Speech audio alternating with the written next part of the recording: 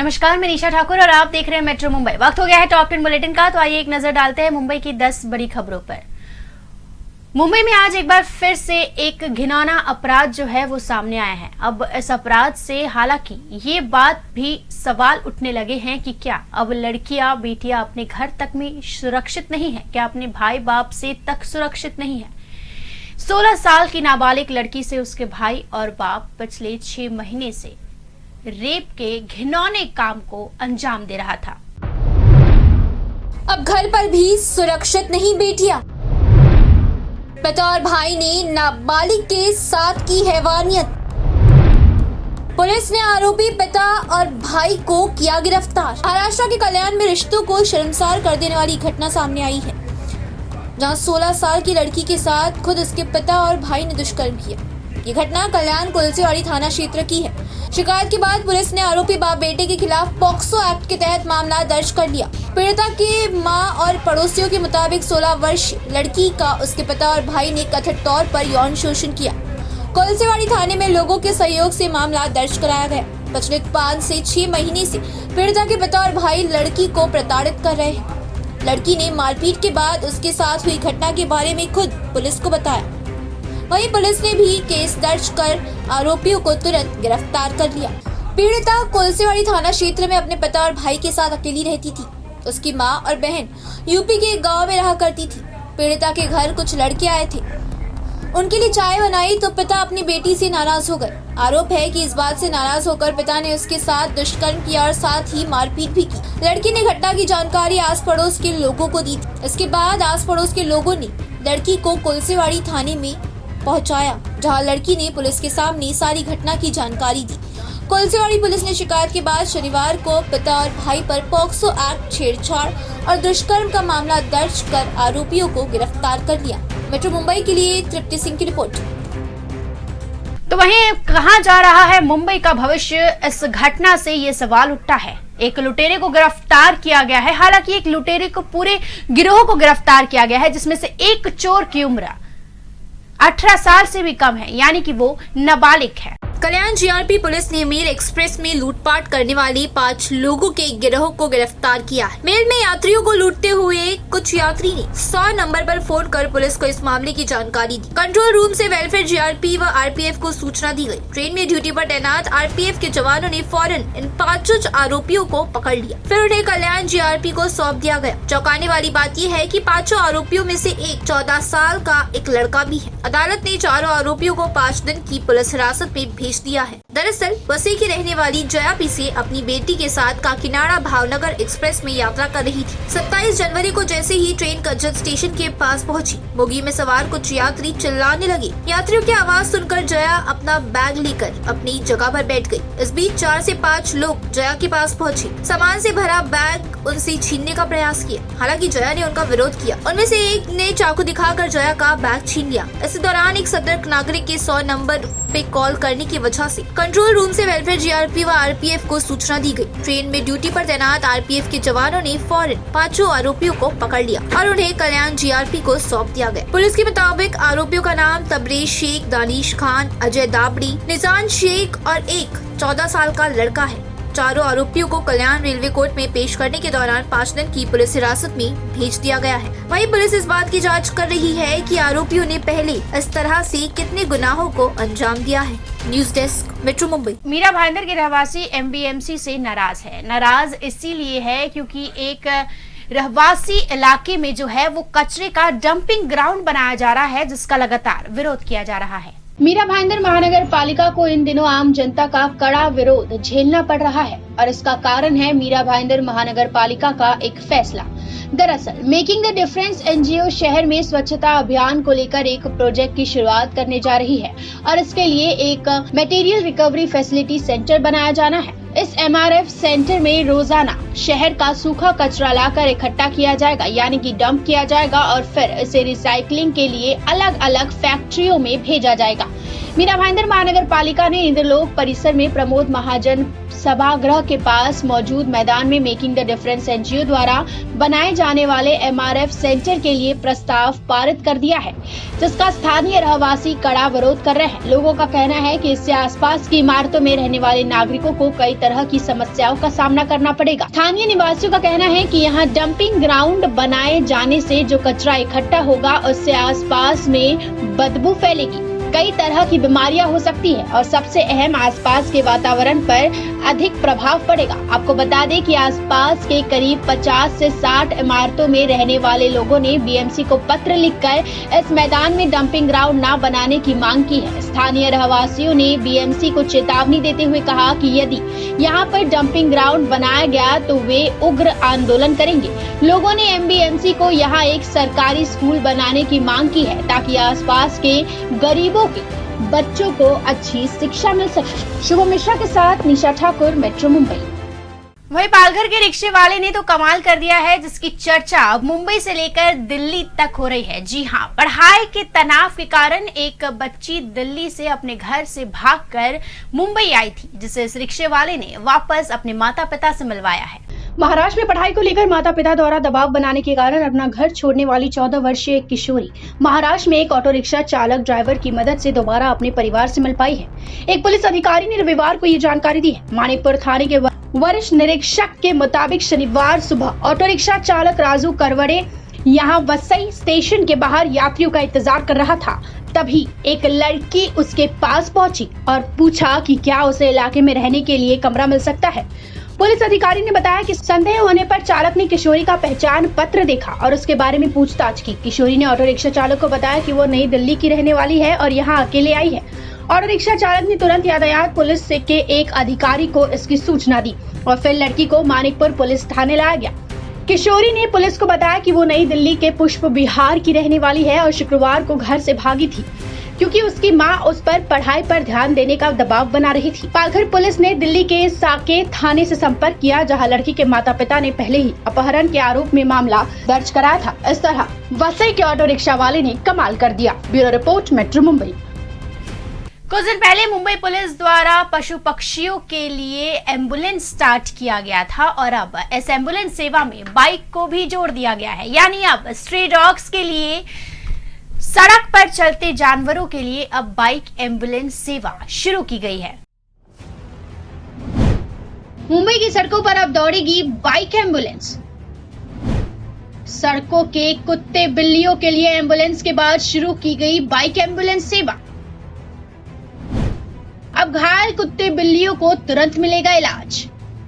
कुछ दिन पहले मुंबई पुलिस के एमएचबी पुलिस स्टेशन के कांस्टेबल बालकृष्ण वारघाड़े ने सड़क पर बेसहारा जख्मी जानवरों के लिए एम्बुलेंस सेवा शुरू की थी।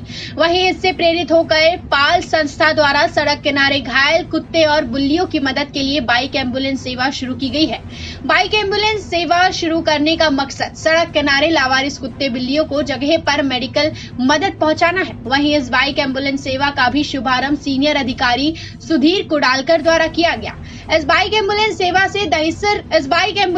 से दहिसर से गोरेगांव के बीच घायल जानवरों को जगह पर स्पॉट ट्रीटमेंट किया जाएगा, क्योंकि सड़क दुर्घटना में घायल कई बार आवारा कुत्ते और बिल्लियों को समय पर मेडिकल मदद न मिलने के कारण उनकी जान चली जाती है। लेकिन बाइक एम्बुलेंस के द्वारा घायल आवारा जानवरों को समय रहते मेडिकल उपचार मिलने के कारण उनकी जान बचाई जा सकेगी। आपको बता दें कि मुंबई पुलिस के जवान द्वारा बेजुबान जानवरों की मदद के लिए एम्बुलेंस सेवा शुरू की गई थी और ऐसा करने वाला मुंबई पुलिस देश का पहला पुलिस विभाग बन गया है। मेट्रो मुंबई के लिए राजेश सोनी, दीता प्रसाद के साथ निशा ठाकुर का रिपोर्ट।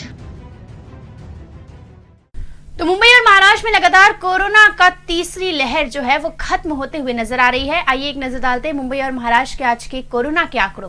मुंबई और महाराष्ट्र से धीरे धीरे कोरोना की तीसरी लहर खत्म होते हुए नजर आ रही है। बीते 24 घंटों में मुंबई में कोरोना के 1160 नए मरीज पाए गए हैं, जिसमें से 1009 मरीज असिम्टोमेटिक है। वहीं 10 मरीजों ने आज मुंबई में कोरोना के चलते जान गंवाई है। 2530 मरीज कोरोना से ठीक हुए हैं। मुंबई में इस वक्त एक्टिव मरीजों की संख्या 10,757 है। वहीं रिकवरी रेट 57% है। डबलिंग रेट 375 दिन। एक्टिव सील बिल्डिंग एक भी मौजूद नहीं है और कंटेनमेंट जोन की संख्या 0 है। मुंबई में जहां लगातार कोरोना की लहर खत्म होते हुए दिख रही है, तो वहीं महाराष्ट्र में भी कोरोना के मामले लगातार काबू में आ रहे हैं। राज्य में बीते 24 घंटों में कोरोना के 22,444 नए मामले सामने आए हैं। 50 मरीजों ने इस दौरान कोरोना के चलते जान गंवाई है, वहीं 5 ओमिक्रॉन मरीजों की पुष्टि हुई है। Bureau report, metro Mumbai. Maharashtra में वाइन इस वक्त खूब ज्यादा चर्चा में है, या यूं कहे कि सुर्खियां बटोर रहा है। जगह जगह आंदोलन किए जा रहे हैं, कहीं वाइन की बोतलें जलाई जा रही है, तो वाइन की बोतल कहीं मुख्यमंत्री को भेजी जा रही है। आज दहिसर टोल नाके के पास आरपीआई का जमकर इसी मुद्दे पर आंदोलन देखा गया। महाविकास आघाडी सरकार हो बर्बाद, वाईन विक्री बंद करा, वाईन विक्री बंद करा। महाराष्ट्र सरकार के निर्णय के अनुसार मुंबई में अब सुपरमार्केट और किराने की दुकानों में वाइन बिक्री कर सकेंगे। इस निर्णय को लेकर भाजपा और उसकी सहयोगी पार्टी आरपीआई विरोध कर रही है। सरकार के इस निर्णय को लेकर दहिसर विधानसभा में रविवार को Republic party of India Mumbai अध्यक्ष रमेश गायकवाड़ के नेतृत्व में निषेध आंदोलन किया गया। इस दौरान आरपीआई के लोगों ने वाइन की बोतल को जलाकर और जमीन पर वाइन गिराकर सरकार के इस निर्णय का विरोध प्रदर्शन किया। इस दरमियान आरपीआई कार्यकर्ताओं ने दहिसर पुलिस स्टेशन के भारी पुलिस बंदोबस्त के बीच महाराष्ट्र सरकार हाय हाय के नारे लगाए और वाइन की बोतल जलाकर निषेध करते दिखाई दिए। आरपीआई मुंबई अध्यक्ष रमेश गायकवाड़ ने बताया, राशन की दुकान और सुपरमार्केट में वाइन का बिक्री का निर्णय सरकार ने किसानों को बेवकूफ और महाविकास आघाड़ी सरकार में मंत्री बने लोगों को फायदा पहुंचाने वाला निर्णय लिया है। अगर सरकार इस निर्णय को वापस नहीं लेगी तो आरपीआई मुंबई में और तीव्र आंदोलन करेगी। दत्ता प्रसाद के साथ निशा ठाकुर, मेट्रो मुंबई। अगर आपको बैंक के कुछ जरूरी काम है फरवरी में, तो जल्द से जल्द निपटा लीजिए और ये लिस्ट देख लीजिए, क्योंकि फरवरी में 12 दिनों के लिए बैंक बंद रहने वाले हैं। साल 2022 का दूसरा महीना यानी फरवरी आने वाला है। इसी के साथ आरबीआई ने फरवरी महीने की बैंकों की छुट्टियों की लिस्ट भी जारी कर दी है। इस महीने कुल 12 दिन बैंक बंद रहेंगे। हालांकि आपको बता दें कि इन छुट्टियों में दूसरे व चौथे शनिवार और रविवार की छुट्टियां भी शामिल है। फरवरी महीने में बसंत पंचमी, गुरु रविदास जयंती जैसे मौके पर देश भर में एक साथ छुट्टियां रहेंगी, लेकिन फरवरी माह में देश के हर जगह बैंक 12 दिन बंद नहीं रहने वाले हैं। देश के अलग अलग राज्य में बैंकों में अलग अलग दिन छुट्टियां पड़ती है। इस बार फरवरी महीने में कुछ छुट्टियां त्योहार देश भर में एक साथ ही पड़ रही है। वहीं कई छुट्टियां ऐसी भी है जो किसी राज्य या क्षेत्र विशेष से संबंधित है। इसीलिए बैंक हॉलिडे अलग अलग राज्य के हिसाब से अलग अलग हो सकते हैं। ऐसे में अगर आपको भी बैंक से जुड़ा कोई काम निपटाना है तो आप पहले छुट्टियों की लिस्ट जरूर चेक कर लें। Bureau report, metro Mumbai.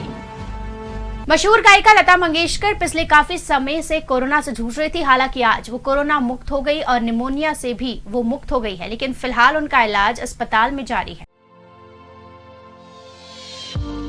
महान गायिका लता मंगेशकर को वेंटिलेटर से हटा दिया गया है, लेकिन वो अब भी आईसीयू में है। मंगेशकर का इलाज कर रहे डॉक्टर ने शनिवार को ये जानकारी दी। गायिका कोरोना वायरस से संक्रमित हो गई थी और उनमें संक्रमण के हल्के लक्षण थे।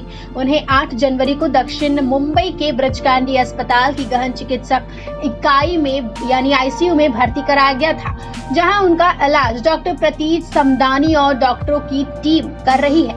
डॉक्टर समदानी के मुताबिक मंगेशकर के स्वास्थ्य में मामूली सुधार के संकेत दिखे हैं। वो 2.5 दिनों से वेंटिलेटर पर नहीं है, लेकिन अब भी निगरानी में है। स्वास्थ्य में मामूली सुधार के कारण उन्हें वेंटिलेटर से हटा दिया गया है। गायिका की स्वास्थ्य स्थिति के कारण उन्हें आईसीयू में रखना पड़ा है। आपको बता दें कि तमाम डॉक्टर्स लगातार उनके फैंस से और जनता से ये अपील कर रहे हैं कि लोग उनके अच्छे सेहत के लिए भगवान से प्रार्थना करें। उनकी उम्र ज्यादा होने के कारण खतरा और भी ज्यादा बढ़ जाता है। हालांकि अभी डॉक्टर्स ने फिलहाल साफ तौर पर कहा है कि वो खतरे से बाहर है। Bureau report, metro Mumbai. Maharashtra के पालघर से फर्जी डॉक्टर का खुलासा हुआ है। जी हाँ, ऐसा फर्जी डॉक्टर एक ऐसा डॉक्टर जो कि चप्पल बेचता था और बुखार आने पर आपको विटामिन सी की टैबलेट्स देता था। नालासोपारा में चप्पल वाला बना डॉक्टर। फर्जी डॉक्टर से हो जाइए सावधान।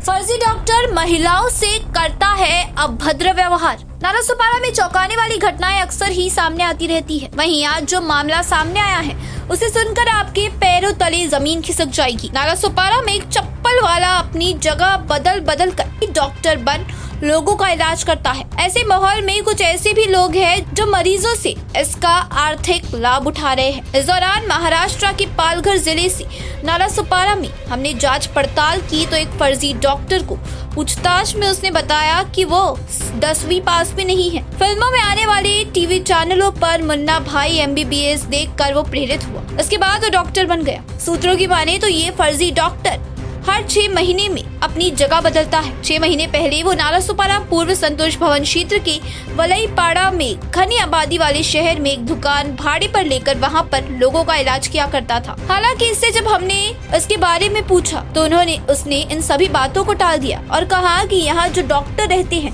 मैं सिर्फ उनके हेल्पर के तौर पर काम करता हूँ। बता दें कि इस दुकान पर राकेश कुमार यादव ने फर्जी डॉक्टर का सर्टिफिकेट लगाया था और 2 दिन पहले एक युवती को दवा भी दी थी। इसके साथ ही उसे अभद्र तरीके से हाथ भी लगाया था। इसके बाद युवती को उस दवा से एलर्जी हुई और उसे लगा कि ये जो हो रहा है वो उसके साथ गलत है। इसके बाद युवती ने तुरंत मीडिया वालों से संपर्क किया और ये सच्चाई सामने आई है। युवती जल्द ही इस फर्जी डॉक्टर के खिलाफ मामला दर्ज करवाने वाली है। लेकिन इन सभी चीजों को देखते हुए सवाल उठता है कि आखिर वसई विरार मनपा इतनी लापरवाह कैसे हो सकती है, क्योंकि इस फर्जी डॉक्टर जो चप्पल बेचने का काम करता है वो खुलेआम लोगों की जिंदगी के साथ खिलवाड़ कर रहा है। उम्मीद है जल्द ही पुलिस मामला दर्ज कर इस फर्जी डॉक्टर का भांडाफोड़ करेगी। राकेश सिंह के साथ तृप्ति सिंह, मेट्रो मुंबई। तो ये रही मुंबई की 10 बड़ी खबरें और आप देख रहे थे टॉप 10 बुलेटिन। रोज रात मेरे साथ देखिए मुंबई की टॉप 10 बुलेटिन सिर्फ मेट्रो मुंबई पर। धन्यवाद।